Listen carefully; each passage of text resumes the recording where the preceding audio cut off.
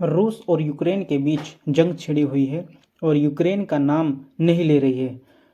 तमाम देश पुतिन से इस युद्ध को रोकने का आग्रह कर रहे हैं, लेकिन पुतिन 1 इंच भी पीछे हटने को तैयार नहीं है। बदले में यूक्रेन भी मोर्चे पर डटा हुआ है। इसी बीच यूक्रेन में आरोप लगाया है कि रूस ने उनके खिलाफ फास्फोरस बम का प्रयोग किया है।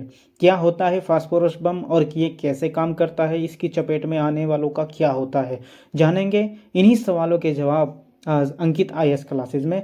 नमस्कार, स्वागत है आपका हमारे इस खास कार्यक्रम में। इस बम के बारे में जानने से पहले यह जान लेते हैं कि फास्फोरस क्या होता है।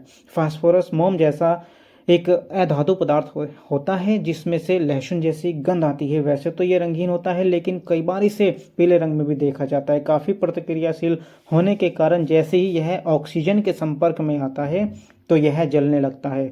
अब चूंकि हवा में भी ऑक्सीजन होता है, इसलिए हवा के संपर्क में आने पर यह आग पकड़ लेता है। नम हवा में लगभग 30 डिग्री सेल्सियस पर यह खुद ब खुद जल उठता है। यही कारण है कि इसे पानी में डुबोकर रखा जाता है। अब बात फास्फोरस बम की। मानव के लिए फास्फोरस बम बेहद ही घातक होता है, क्योंकि ऑक्सीजन के संपर्क में आने पर यह तेजी से जलता है।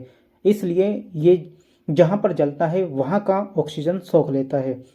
International committee of red cross के अनुसार यदि किसी खुले स्थान पर फास्फोरस बम का प्रयोग किया जाए तो यह 2-3 किलोमीटर के क्षेत्र तक प्रभाव डालता है, और ये उस वक्त जब तक चलता रहता है जब तक कि ये ख़त्म नहीं होता, या फिर वहाँ से ऑक्सीजन गैस ख़त्म नहीं हो जाती। जिस जगह इलाके में इसका इस्तेमाल किया जाता है उस इलाके में ऑक्सीजन की काफ़ी कमी हो जाती है। ये धुएं के गुब्बार की तरह हर तरफ फैल जाता है। इसके कण मानव शरीर को अंदरूनी तौर पर काफ़ी नुकसान पहुंचाते हैं। तेजी से जलन महसूस होती है, इसे मौत भी हो सकती है। युद्ध में दुश्मन के खिलाफ धुएं का गुब्बार बनाने के लिए इनका प्रयोग किया जाता है, लेकिन रिहायशी इलाकों में इनका इस्तेमाल प्रतिबंधित है। मतलब है कि व्हाइट फास्फोरस का इस्तेमाल फर्स्ट और सेकंड वर्ल्ड वॉर में भी किया गया। इसके अलावा व्हाइट फास्फोरस का इस्तेमाल ईरान युद्ध में अमेरिकी सेना ने खूब किया था। इस बम को काफ़ी खतरनाक श्रेणी में रखा गया है। इसलिए 1970 में स्विट्जरलैंड के जिनेवा में हुए कन्वेंशन में श्वेत फास्फोरस के इस्तेमाल पर प्रतिबंध लगा दिया था। हालांकि जंग में इसका इस्तेमाल किया जा सकता है। इसके बाद 1997 में केमिकल हथियार के लिए एक कानून बना था, और यह तय किया गया कि अगर इस बम का प्रयोग रिहायशी इलाकों में किया गया तो व्हाइट फास्फोरस को रासायनिक हथियार माना जाएगा।